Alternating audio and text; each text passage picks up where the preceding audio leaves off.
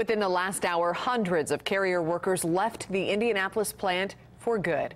Today was the last day on the job for about 300 workers whose jobs are being relocated. 24-hour News 8's Tim McNicholas live at the plant this evening. So, Tim, what's happening now? Well, Brooke, some of these workers still making their way out of the plant behind me, some of them for the last time. Carrier agreed last November to keep about 800 jobs here in exchange for millions in state incentives. Still, about 290 more workers will lose their jobs just 3 days before Christmas.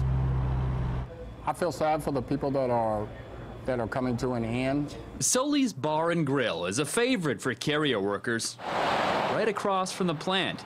Local union president Robert James says some of the people hanging out here tonight will be former Carrier workers. I wish that something could have been worked out between them and us as to whether all these jobs could have stayed. It's not a good thing to have people going out into the street and starting things over. James says his seniority, 19 years with Carrier, will allow him to keep his job. His other job is helping hundreds of workers find new positions and training. He's calling on lawmakers to revamp trade laws to help American workers. Us here, we cannot compete with $3 an hour.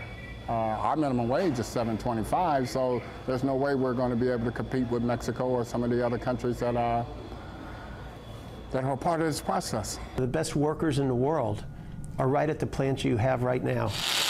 Senator Joe Donnelly says he's working to get a vote on what he calls the End Outsourcing Act.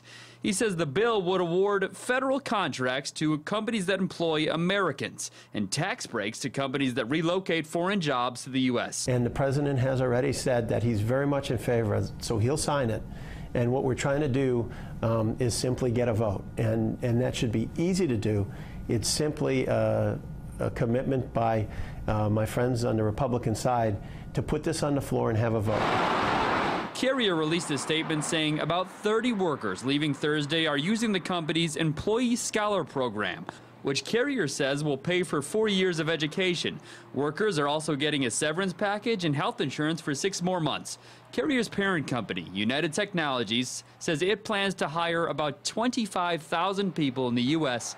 by the end of 2019. We're going to do whatever we can in order to help these employees hopefully find jobs. As part of a deal brokered by President Trump, Carrier plans to invest about $16 million into this facility. Union leaders say that is not helping the workers losing their job today or the next round on December 22nd. We're going to try to reach out to some of these workers. We'll check back in with you tonight at 6. For now, live outside the Carrier plant, I'm Tim McNicholas, 24-hour News 8. All right, thanks so much, Tim. And the cut's not a surprise to employees. This all started February 10th of last year, when the company made the announcement it was closing plants in Indianapolis and Huntington and moving to Monterrey, Mexico. It became a huge issue for Donald Trump's presidential campaign, including at the first presidential debate in September. Then December 1st, President Trump and Vice President Pence came to Carrier and announced a deal that would save some, but not all, of the jobs here in Indianapolis. And in May of this year, Carrier confirmed the timeline for when it would eliminate those 632 jobs in Indianapolis.